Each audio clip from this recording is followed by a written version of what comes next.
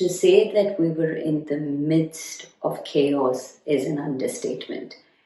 Was in the middle of a big debut project myself.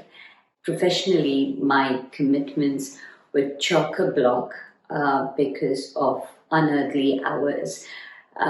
So my initial response to the invite actually was to say, I'm really sorry, I would like to be a part of it, but I can't. Comically enough, I spoke to Deepak about the opportunity, and without even thinking, she said, you should do it, we should do it.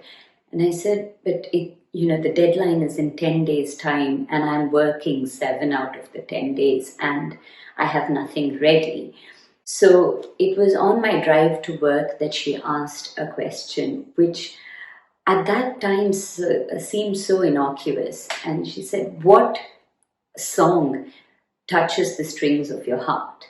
Like I said, before I knew it, it was being played in my kitchen, it was being played first thing in the morning, it was being played on my drive to work, on my drive from work, anytime and every time.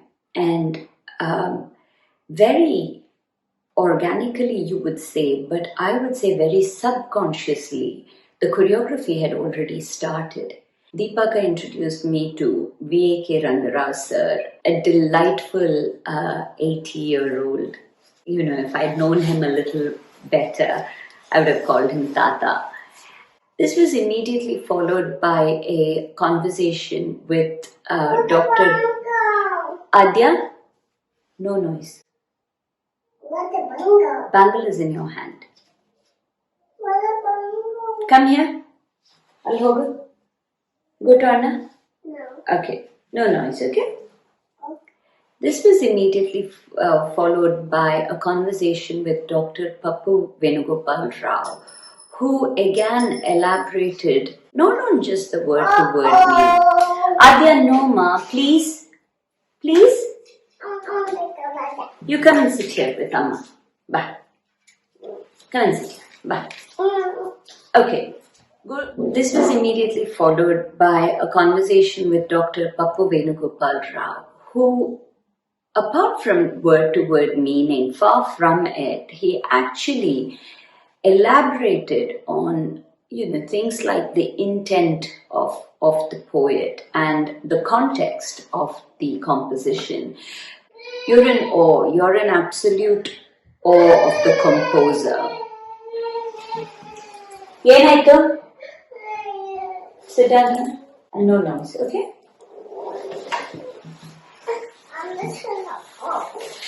Okay. I learned so much over the course in terms of less is more many, many times, and we always... I want ice cream. Yes, we'll get you ice cream.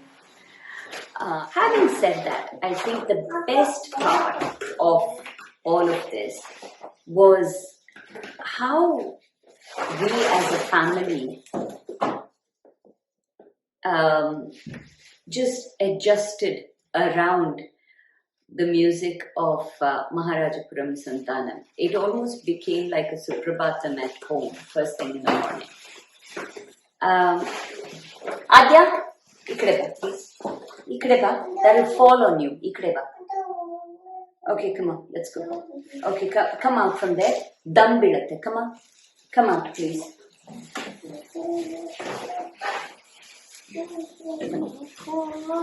Fall on the head, okay? No. Okay, stand here, Tam, and look over there. No, don't sit down there. Look like that. Okay. So this is Adhya. She is 2. We've had a lot of fun trying to rehearse the dance. Adhya has always been a part of my rehearsals because the days I'm off, she's off nursery. So she's an inevitable part of my practice lessons or choreography. But finally, when it came to the recording day is when we actually came together as a family. It was a beautiful Saturday morning, and we obviously put Adhya to bed. My older boy, Pranav, who is 6, and my husband were the cameraman and camera director, if you like. So it was the first time we were shooting something like this. And what started off as a task to complete became almost a family event, in that my little boy was stood there behind the camera, and every time there was a break, he would give me a thumbs up sign, not saying a word, give me a thumbs up sign or do that to say everything was great. I actually felt like I was performing to a full audience when Pranav was there, stood there, and he was not just there for the sake of it or because he didn't have a choice. He genuinely wanted to be there. Same with my husband. Even when I thought that a certain bit had gone okay, he would ask me to do it again. I think we had 2 or 3 extra takes because he wasn't happy. I have no idea why, because we shouldn't restrict us or ourselves or our arts to just thinking it's something we do. I think when we do it with so much of involvement, it rubs on the others. It rubs on the ones who are closest to you. So whilst it was quite draining physically, I think it brought us all together so beautifully. Despite dance not being the common thread, I think the family begins to appreciate why this is important for you, and then they try to do their best for it to be a memorable experience for you. And I haven't seen the final video as yet, but I'm sure whatever it is, this labor of love, as I would like to call it, it is a labor of love.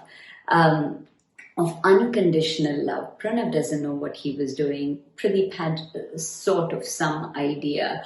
I was probably over involved in it, but actually at the end of the day, it was just a labor of unconditional love. And I really hope, if nothing else, that comes across. I've thoroughly enjoyed doing this, and to be honest, when I have a family like the one I do, touch wood, when I have a teacher like the one I do, when I have the blessings of the elders like the ones I do, I have no excuse really. Work, professional commitments, whatever. I have no excuse. So, physically may be exhausted, but mentally I want more.